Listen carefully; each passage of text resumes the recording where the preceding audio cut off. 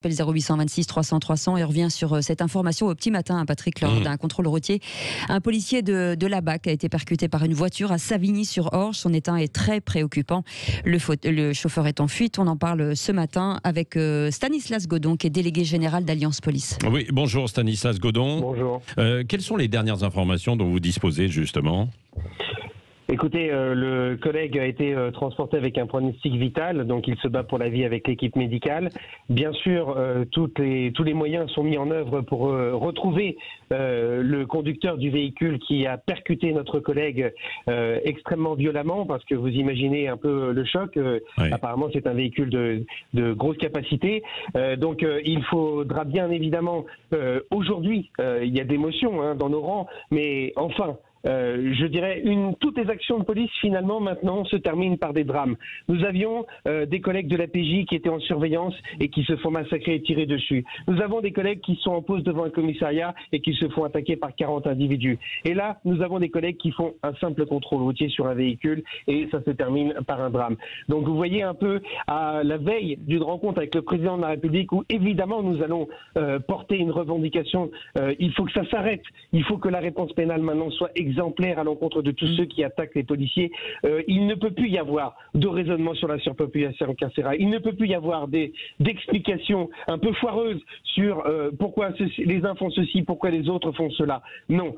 Dans la République d'aujourd'hui, on ne peut plus attaquer les policiers, les gendarmes, les pompiers. Et je pourrais même parler des fonctionnaires qui exercent des missions de service public.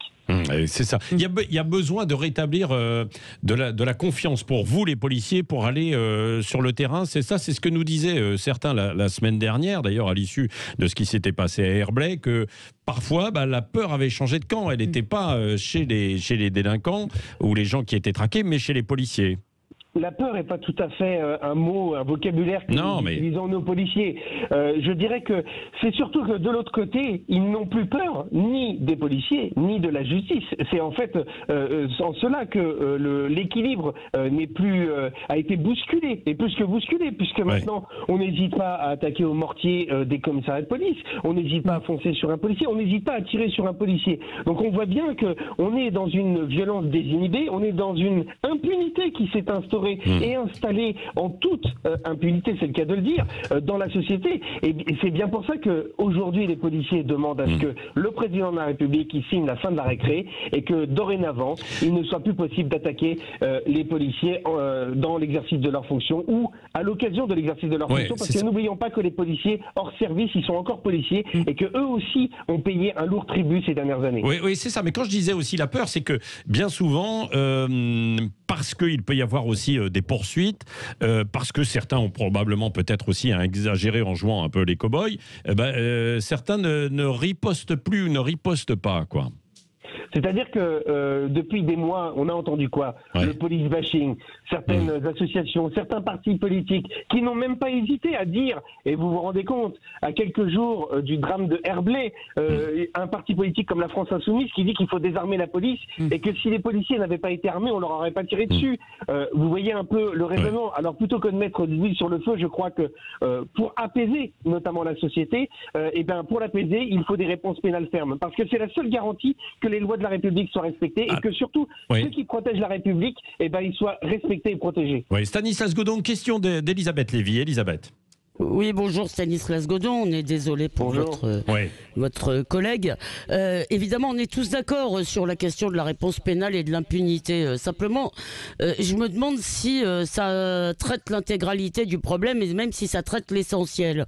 Je me rappelle, il n'y a pas longtemps, j'ai relu le livre du docteur Berger qui parle d'une population de jeunes qui est devenue inaccessible à la raison, à l'entendement, au sens commun et disons, aux conséquences de leurs actes les plus simples, si vous voulez. Alors effectivement, j'ai un peu le sentiment qu'il y a une espèce de violence gratuite, immédiate, et que même la perspective de la prison, etc., ne va pas y changer grand-chose. C'est plutôt un problème éducatif, je dirais, à la racine. C'est qu'on a aujourd'hui, d'après les spécialistes, une population qu'on va avoir du mal à récupérer par quelque moyen que ce soit, y compris d'ailleurs la prison ou des sanctions pénales fortes. Alors, pour répondre à votre question, puisqu'en fait, vous évoquez la problématique avec les mineurs, bien sûr, et nous le disons, il faudra se poser la question de l'excuse de minorité, parce qu'aujourd'hui, les mineurs de 16 ans, ils sont capables, ils n'ont d'ailleurs rien à envier aux exactions et aux violences qui sont perpétrées par les adultes, hein. Soyons très clairs sur le sujet. Et en plein débat parlementaire sur la réforme pénale des mineurs, pour l'instant, nous n'avons pas vu de mesures qui tendent à s'occuper réellement de ces mineurs. D'ailleurs, je rappelle que les établissements fermés, il n'y en a que 52 en France. C'est vous dire si on est quand même loin du compte. Et là aussi, ça pose la question des moyens qui sont donnés à la justice pour apporter une réponse pénale exécutée. Alors après, que ça passe par des mesures éducatives, mais vous savez, quand on fonce sur un policier, qu'on attaque un policier, je suis pas sûr que les mesures éducatives soient réellement la réponse. Nous ne sommes pas pour le tout carcéral, il faut arrêter de nous caricaturer, mais par contre, pour les actes graves, il faut qu'il y ait des sanctions extrêmement fermes et qu'ils soient exemplaires, parce que sinon, dans la gradation des sanctions par rapport à la gradation de la gravité des infractions, et c'est bien ça le problème, c'est que depuis des années, on raisonne comment? On dit, ah bah non, il faut pas faire de la surpopulation carcérale. Mais est-ce qu'on parle des victimes? Est-ce qu'on parle réellement des préjudices subis? Et est-ce qu'on parle des infractions qui sont commises et des peines encourues? Et c'est bien pour ça que nous avons demandé à ce que soit créé cet observatoire de la réponse pénale pour qu'on fasse de la transparence. Le ministère de l'Intérieur fait de la transparence tous les mois. Donc maintenant, au garde des Sceaux de faire de la transparence sur les peines prononcées, les peines exécutées et réellement exécutées. Hein, qu'on ne nous raconte pas encore qu'il y a 90% de réponses pénales qui sont effectuées, parce que ça, c'est pas vrai. Oui, Arlette Chabot. Oui, Stanislas Godon, est-ce que selon vous, il faut revoir, repréciser, augmenter le droit à la légitime défense pour les policiers? Le débat est engagé. Alors, nous avons entendu, mais il faut savoir que la légitime défense a déjà évolué en 2017 par la loi notamment sécurité publique, avec 5 cas d'usage des armes qui ont été clairs. C'était en fait un alignement tout totalement justifié par rapport aux gendarmes, vous avez raison de le dire.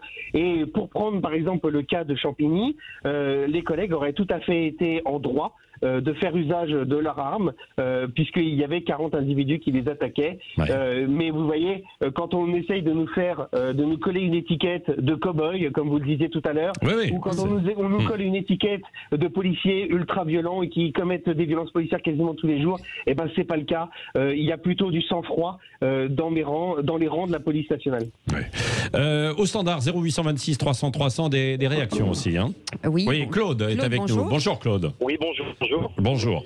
Vous vouliez parler de la police, mais alors c'est vrai qu'on a été rattrapé par l'actualité et cette histoire justement assez terrible. Hein.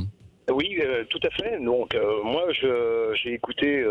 Donc, je pense que c'est un policier délégué syndical, je pense, hein, Alliance Police. Oui, je suis, Stanislas Godon. Oui, absolument. Voilà, hein, Monsieur Stanislas Godon, connu sur Twitter. Voilà, moi, je suis quelqu'un qui supportait avant la police. Hein, je l'encourageais. Il n'y avait aucun problème là-dessus. J'ai fait plusieurs manifestations. J'ai vu la police tirer comme dans une foire. Parce que lors des Gilets jaunes, manifestation, rassemblement. Manifestation des Gilets jaunes, mais il n'y avait pas eu que les Gilets jaunes. Non, j'ai fait aussi le barrage de Civenne, où ça s'est très très mal passé. Notre-Dame-des-Landes, où ça s'est fini à travers champs. Enfin, je ne sais pas ce que faisaient les forces de l'ordre à surveiller des champs. Voilà, Monsieur Stanislas Godon est très politisé. J'entends beaucoup dans sa bouche répression, répression, répression. Je soutiens la police quand elle se fait attaquer par des racailles, hein, parce que j'ai habité au Val d'Argent une époque. Déjà, l'image de la police en prenait un coup. Moi, donc je suis blanc. Je me suis fait arrêter par des jeunes policiers donc de la BAC. C'est le tutoiement, c'est les insultes. Il y a un moment donné, quand on demande de soutenir la police, il n'y a pas de problème. Quand ils se font attaquer par de la racaille, je dis bien de la racaille, parce que c'est une minorité. Hein, quand j'entends les syndicats de police dire que dans la République française, il y a des zones de non-droit, c'est un mensonge. La police, si elle veut aller... Claude, Oui, non, vous entendez plus. Quoi. Oui, dites, oui, posez votre... allez-y. Quand il y a eu des manifestations, les forces de l'ordre étaient là en conséquence. D'ailleurs, c'est le samedi, on les voit. Ils sont en conséquence.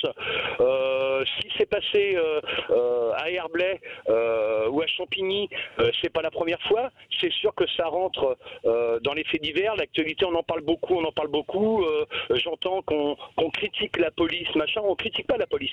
C'est factuel ce que je dis. La plupart des gens ne soutiennent plus cette police qui est devenue même pas une police républicaine. C'est dans ces rangs, s'ils font le ménage, parce que c'est plus un fossé, c'est un canyon. S'il y a du ménage fait dans cette police, il n'y a aucun problème. Le fossé va se boucher très rapidement. C'est pas le. Alors ça, c'est votre réflexion, oui, Claude. Alors Stanislas Godon peut vous répondre. Stanislas Godon, sur ce que disait Claude à l'instant. Alors, d'abord, il faut quand même dire que si on nous traite, ou on nous donne plutôt une étiquette politique, j'entends aussi l'étiquette politique dans les propos qui ont été tenus, parce que si vous pensez une seule seconde que les 2 ans de Gilets jaunes ont été une partie de plaisir pour les policiers, qui, je le rappelle, ont eu 2000 blessés dans leur rang, qui ont été attaqués parfois aux jets incendiaires, parfois aux bouteilles d'acide, aux boules de pétanque et aux lance-pierres, parfois il y a même eu des arcs qui ont été introduits dans les manifestations. Effectivement, on est un peu loin du débat démocratique que l'on connaît dans la République française. Ensuite, vous parlez évidemment du ménage dans les rangs. Alors ça, on entend ce discours-là. La police nationale française est la plus sanctionnée au monde et la plus contrôlée. D'ailleurs, 2000 sanctions par an, des procédures judiciaires et des condamnations, parce que dans nos rangs, il n'y a pas d'impunité. Je dirais qu'il y a plus de l'impunité du côté des voyous. Et les voyous, ils sont ceux qui attaquent les commissariats, ceux qui attaquent au cocktail Molotov, ceux qui foncent délibérément sur les policiers, mais ce sont aussi ceux et les activistes qui attaquent nos collègues quand ils sont dans un maintien de l'ordre. Parce que vous savez, on prend l'exemple par exemple du 16 mars, qui est un très bon exemple. Sur les Champs-Élysées, nous avions des centaines d'individus qui n'arrêtaient pas d'attaquer les collègues sur le terrain.